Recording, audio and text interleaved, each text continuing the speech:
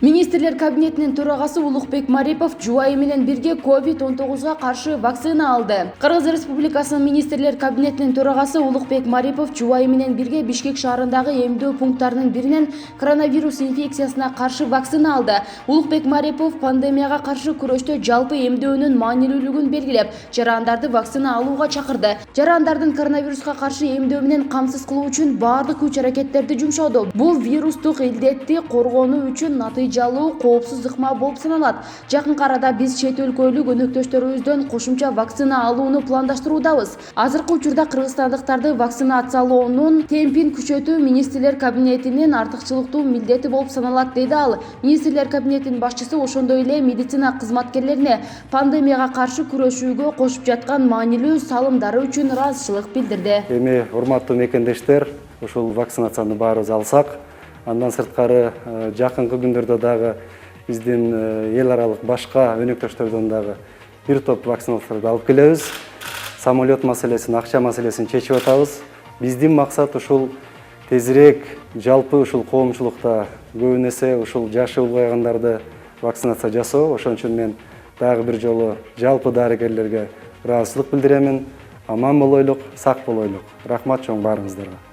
ПЦР менен COVID-19 лабораториялык диагностикасы үчүн тариф арзандатылды. Экономика жана финансы министрлигинин алдындагы монополияга каршы жөнгө салуу мамлекеттик агенттиги ПЦР ыкмасы менен COVID-19 лабораториялык диагностикасынын тарифтерин төмөндөттү. Башкармалыктын басма сөз кызматы билдиргендей, Кыргыз Республикасынын керектүүчүлөрдүн укуктарын коргоо жөнүндө мыйзамынын негизинде оорулардын алдын алуу жана мамлекеттик санитардык эпидемиологиялык көзөмөл департаментинин кызмат көрсөтүүлөрү талдоо жүргүзүлүп, эсептөө материалдары жүргүзүлдү.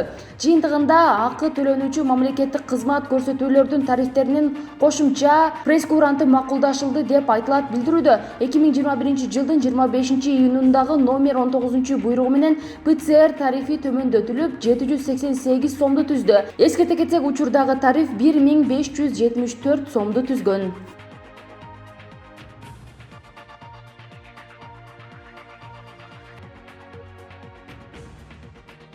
Президент менен бизнестин жолугушуусунда ишкер Рахат Исраилов чакан ГЭСтерди ата мекендик инвесторлор курса болот деди.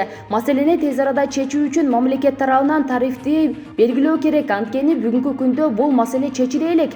Ошондой эле чакан ГЭСтерди өндүрүлгөн электр энергиясын Улуттук энергия холдингдин 100% кепилдиги менен сатып алуу керек, деди ал. Өз кезинде президент Садыр Жапаров 2020 жылдын аягында ал ошол кездеги министрге келишим түзүп, 1 киловатт саатты 2 сом 90 тыйындан түз сатып алууну тапшырган деп жооп берди. Анткени ал кезде электр энергиясын импорттоо 2 сом 90 тыйынды түзгөн жана азыр 2 сом 70 тыйын. Президент Садыр Жапаров 2021 жылдын 23-июнунда ишкерлер коомчулугу менен болгон жолугушууда энергетика жана өнөр жай министрлигине чакан ГЭСтерден электр энергиясын сатып алуу маселесин 2 күндүн ичинде чечүүнү тапшырган болчу. Министрлик 2 күндүн ичинде бул маселени чечкендигин кабарлады. Бабановдун адвокаты ЛТРдин үстүнөн даттанды. Адвокат Амантур Абдрахманов саясатчы Өмүрбек Бабанов тууралуу тартылган маалыматты төгүнгө чыгарууну ЛТРден талап кылууда. Жактоочу ушундай арыз менен жалпыга маалымдоо каражаттарынын үстүнөн түшкөн даттанууларды караган комиссияга кайрылды.